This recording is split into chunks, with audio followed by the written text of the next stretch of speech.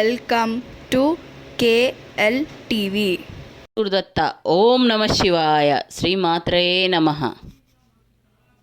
ఈ 2025 సంవత్సరంలో పుష్యమాసం మాసంలో వచ్చే ఏకాదశిని వైకుంఠ ఏకాదశి అని అంటారు.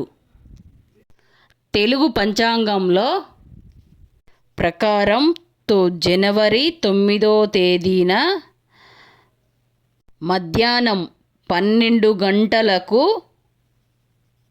ఏకాదశి తిథి ప్రారంభం అవుతుంది. ప్రారంభం అయి జనవరి 10వ తేదీన ఉదయం 10 గంటల వరకు ఏకాదశి తిథి ఉంటుంది. అయితే ఉదయాన్నే తిథి ప్రకారం ఈ శుక్రవారం నాడు వైకుంఠ ఏకాదశిని జరుపుకోవాలి. కాబట్టి ఈ పవిత్రమైన వైకుంఠ ఏకాదశి రోజుని వెంకటేశ్వర స్వామిని ఎలా పూజించాలి, పాటించాల్సిన నియమాలు ఏమిటి, ఉపవాసాల నియమాలు ఏమిటి, అన్ని విషయాలలో తెలుసుకోవడానికి ఈ వీడియోలో తెలుసుకుందాం. ముందుగా ఈ వీడియోకి ఒక లైక్ చేయండి. అన్ని ఏకాదశుల కంటే వైకుంఠ ఏకాదశి అత్యంత పవిత్రమైనది. ఈరోజు చేసే విష్ణు పూజలకు కోటి జన్మల పుణ్యఫలం లభిస్తుంది. ఈ నెల జనవరి 10వ తేదీన శుక్రవారం నాడు వైకుంఠ ఏకాదశి రానుంది. ఈ వైకుంఠ ఏకాదశి నాడు విష్ణు స్వరూపమైన వెంకటేశ్వర స్వామిని పూజించి ఉపవాసం ఉన్నవారికి విష్ణుమూర్తి ఆశీర్వాదాలతో జీవితమంతా భోగభాగ్యాలు అనుభవిస్తారు. ఈ ముక్కోటి ఏకాదశి రోజున ఉత్తర ద్వారం నుంచి విష్ణుమూర్తి దర్శనం ఇస్తాడు. కేవలం ఈ వైకుంఠ ఏకాదశి రోజునే స్వామివారు ఉత్తర ద్వారం తెరుచుకుంటుంది. ఉత్తర ద్వారం దర్శించిన స్వామివారికి మళ్ళీ పునర్జన్మ ఉండదు అని నమ్ముతారు అందరూ.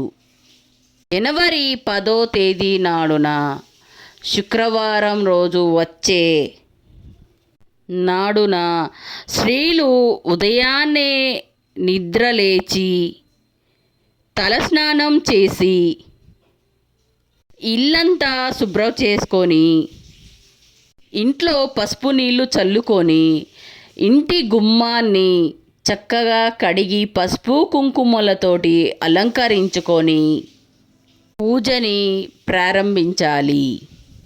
ఈ వైకుంఠ ఏకాదశి రోజున విష్ణు స్వరూపమైన వెంకటేశ్వర స్వామిని పూజించాలి. అలాగే సంపదలకు లక్ష్మీదేవి కారకురాలు కాబట్టి లక్ష్మీదేవి పూజ చేసుకోవాలి.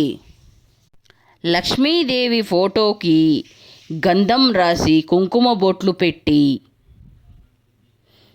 పూలతోటి నిండుగా అలంకరించి ఈ రోజున పూజ చేసేవారు గులాబీ పూలతోటి స్వామివారికి పూజ చేస్తే రెట్టింపు ఫలితం దక్కుతుంది. వెంకటేశ్వర స్వామి అలంకరణ ప్రియుడు. మీ దగ్గర ఉన్న నగలతోటి చక్కగా ఆయనని అలంకరించుకొని పూజ చేస్తే తులసి దళాలు అంటే స్వామివారికి చాలా ప్రీతికరమైనది. తులసి దళాల మాలని స్వామివారికి వేసి కాబట్టి వైకుంఠ ఏకాదశి రోజున ఒక తులసి మాలని స్వామివారికి వేసి అలంకరించాలి. ఈ ఏకాదశి రోజున ఎవరైతే స్వామివారికి సమర్పిస్తారో అలాంటి వారికి విష్ణుమూర్తి సంపూర్ణ ఆశీర్వాదం లభిస్తుంది. ఈ రోజున పూజ చేసేవారు ఆవు నెయ్యితోనే దీపారాధన చెయ్యాలి. విశేషంగా ఈరోజు పూజ చేసేవారు 2 దీపాలు ఖచ్చితంగా వెలిగించాలి. మట్టి ప్రమిదలో కానీ పిండి దీపారాధనలో కానీ ఈరోజు అలా దీపారాధన చేస్తే మీరు చేసే పూజలకి రెట్టింపు పుణ్య ఫలితం దక్కుతుంది. ఇక పూజలో భాగంగా స్వామివారికి నైవేద్యం బెల్లం పానకం పెట్టాలి. ఇలా స్వామివారికి పూజ చేసేటప్పుడు ఓం నమో వెంకటేశాయ అనే నామాన్ని, ఓం నమో గోవిందాయ అనే నామాన్ని 11 సార్లు కానీ 21 సార్లు కానీ జపించుకోవాలి. చివరిగా స్వామివారికి హారతిచ్చి 3 ప్రదక్షిణాలు చేసి వెంకటేశ్వర స్వామికి నమస్కారం చేసుకొని పూజని ముగించాలి.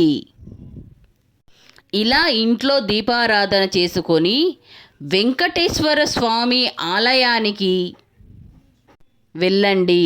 ఈ వైకుంఠ ఏకాదశి రోజున శ్రీమన్నారాయణుని దర్శనం చేసుకొని వైకుంఠ ద్వారం నుంచి బయటికి వస్తే 7 జన్మల పాపాలన్నీ తొలగిపోయి అపారమైన ధనలాభం కలుగుతుంది. ఉత్తర ద్వారం నుండి స్వామివారిని దర్శించేటప్పుడు మీ మనసులో ఏదైనా కోరిక కోరుకుంటే మీ కోరికలన్నీ స్వామివారి పాదాల వరకు చేరుతాయి.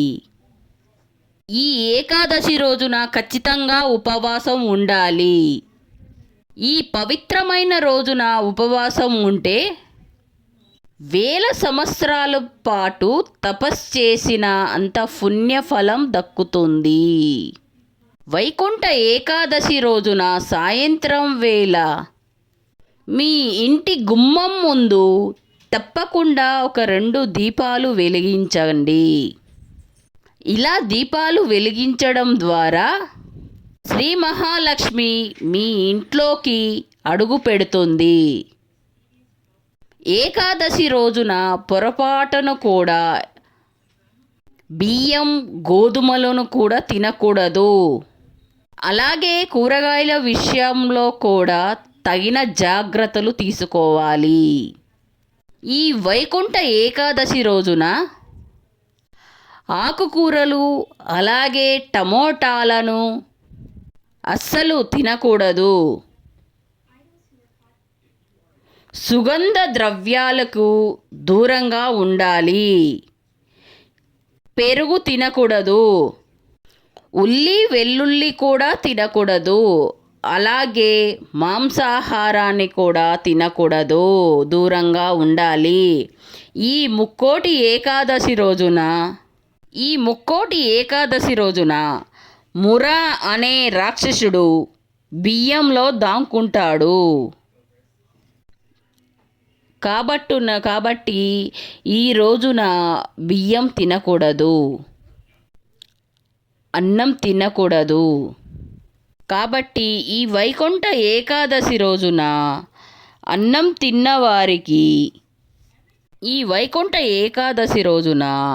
అన్నం తినకూడదు అని ఒక నియమం ఉంది.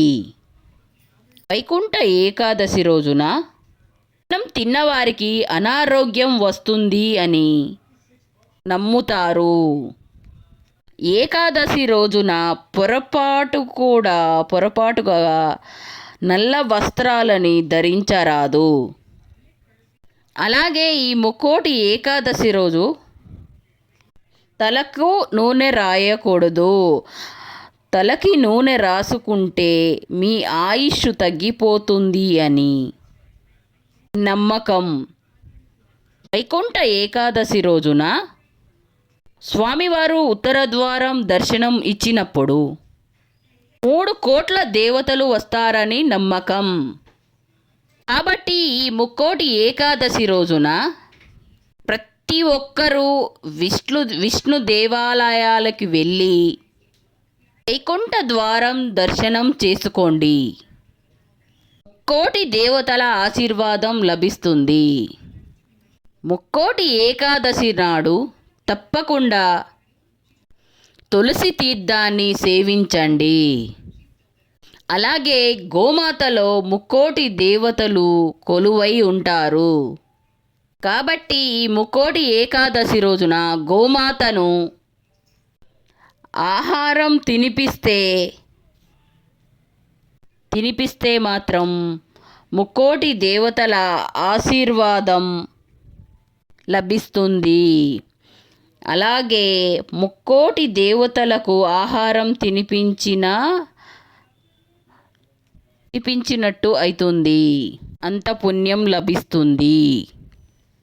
అలాగే ముక్కోటి దేవతల ఆశీర్వాదంతో మన జీవితంలో ఎటువంటి కష్టాలు రావు.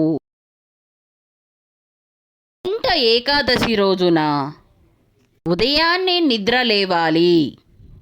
పొరపాటుగా కూడా ఆలస్యంగా నిద్ర లేవకండి.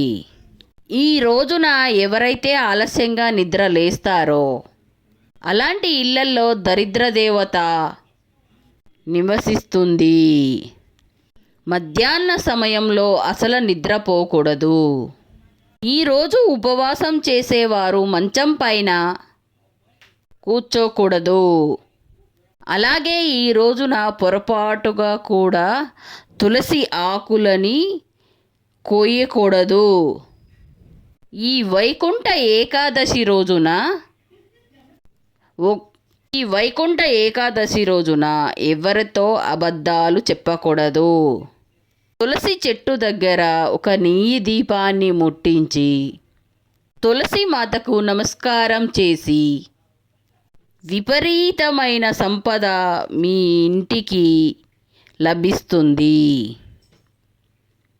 ఈ వైకుంఠ ఏకాదశి రోజునే ఆ పరమేశ్వరుడు ఆలాహలాన్ని భక్షించాడు అని అంటారు. అందుకే ఈరోజు చాలా ప్రత్యేకమైనది. If you like this video, please like, share, subscribe. Thank you very much for watch this video.